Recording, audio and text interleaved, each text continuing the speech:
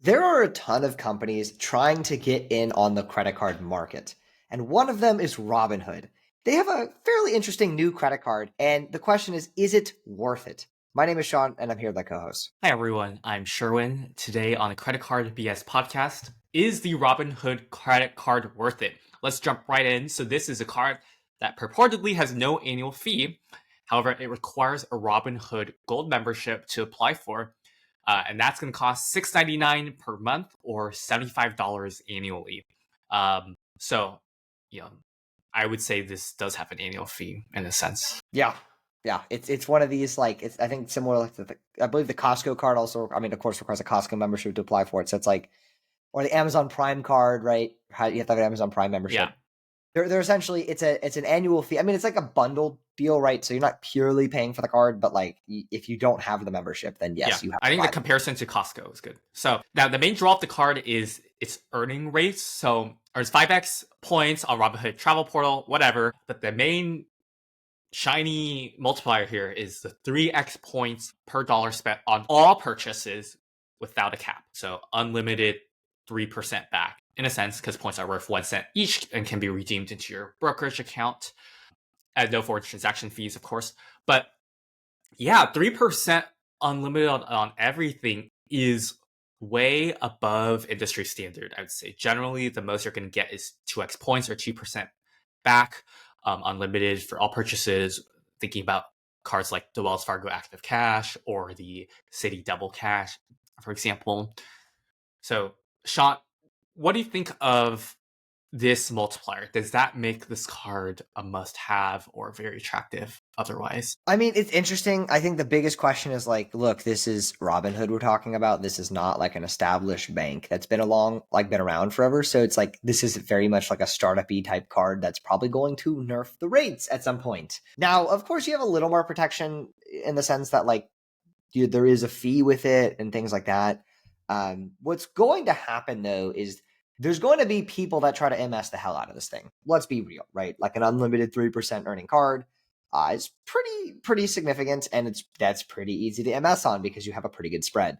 And so there's going to be people that MS on it. They're going to abuse the hell out of it. And what's going to probably happen is Robinhood's going to lose a bunch of money, and then they're going to nerf the rate. That's what my prediction is. I could be wrong, but that's kind of usually the problem with these kind of like high multiplier cards. If they maintain this rate, it's very good. I think people are going to spend like people that don't MS on cards aren't going to get as much of a yield as they think they are. Now, if you have a use for paying for Robinhood Gold anyways, it maybe is, still not that bad to Yeah. get, right? It's a high earning card. I want to highlight something really quickly first. So there is no advertised sign up bonus for this card. And that actually changes the math quite a bit for many people, more than you'd realize. So compare, for example, the Wells Fargo Active Cash, which gives you $200 back in the bonus, but only earns 2% back on your regular spend. Versus this card, which earns you 3x back on the multiplier, but no bonus.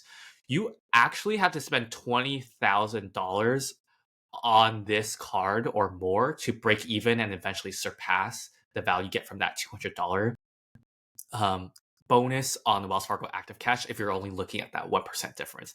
That's a higher number than it might seem like. I think we often overinflate the value of the multipliers. And to be very clear, if you have high spend or if you're a really long-term user of the card, yeah, the multiplier could eventually get you farther than the bonus upfront. But even with this very attractive 3x point thing, it still gives me pause whether to use a 524 slot on this. If I know I can easily get a bonus that's worth $600 to $800 or more on a card with like a $95 annual fee. Sean, what do you think? Yeah, I agree entirely. I think it's like a marginal yield here where other cards with bigger sign up bonuses make more sense. I mean, this is the case across all like multiplier based cards, is that it's almost always the case that it makes way more sense to get a card with a high bonus so that it actually offsets it up front, unless I'm literally spending like ridiculous amounts of money every month. And I don't think Robinhood would shut me down for doing that. I agree. I don't think like there's I've really outsized seen value. data points of people getting shut down or limited on their point earning when they have like massive spend. Um, and some data points are mixed between doing like legitimate spend and illegitimate spend. So you have to be careful of that. Yeah, I think I also shared a prediction that my prediction is very strong and that this will get nerfed, period. Uh, it is unsustainable for a bank in the long term to offer more than 2% cash back generally on all purchases. That is the industry standard for a reason, because with the math and everything, the equilibrium point is just there on like what they can reasonably sustainably offer once like VC money dries up, basically. We've seen a couple of signs of this happening to other similar products. There's this very esoteric card. I never really recommended it on the show because I knew it would get nerfed, and it did get nerfed. The AOD, Federal Credit Union Signature Visa card, widely discussed because it used to be unlimited 3% cash back. And I knew it would get nerfed one or another. It was just unsustainable. And lo and behold, they instituted a quarterly or monthly cap starting last year on how much you can earn with that. Completely unsurprising. Another more recent change that is a bit more ominous, I think, is the Smartly card from the US Bank. We did an episode about this. Go check that out if you want more details. But they basically offered up to 4% unlimited cash back on all categories if you had, I think, $100,000 or more of assets with them, including investment accounts. And that card was taken offline only a few months after launch. Now, the people who have the card are still able to use it in the way it was advertised to them, I believe, but they might have taken it offline to retweak some of the terms to new applicants, because I bet they're losing crazy amount of money on that, especially if people are MSing. So yeah, my take generally is that like 2% is the most a bank can generally offer for all categories, unlimited.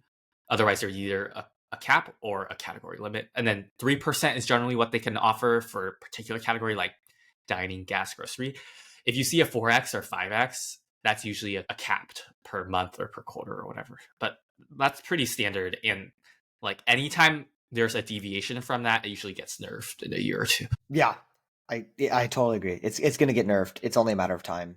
One just like side thing to cover, I think is interesting. It's like they have this kind of weird promo where if you refer 10 friends to the card, you get a solid gold card worth $1,100. Now, like if you do the math on that, it's like not the worst referral offer out there, right? Like $110 per referral, basically. Not the, I mean, there's definitely way better referral offers out there. Let's be clear, but not the worst that there could be. I wonder what happens. I'm sure there is like terms on this. Sherwin, I don't know if you know this, but like, what happens when I like lose the card? Like, I think I remember reading there's like a replacement fee, but is like the replacement fee equal to the amount the card is worth? I don't Because know. I can imagine some dude just like every day, like, oh, I lost my card again, guys. It's very interesting. I'm sure they have a limit on that, Yeah.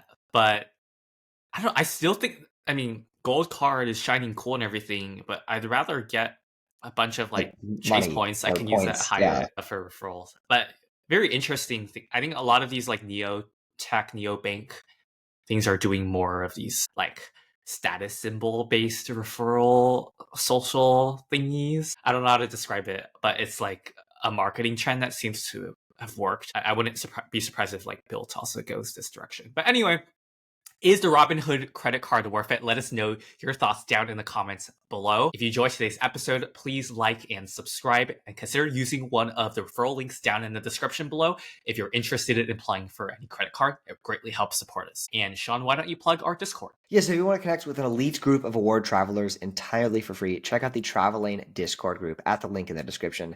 You will learn a ton, I promise you. Thank you so much for watching, and we'll see you next week.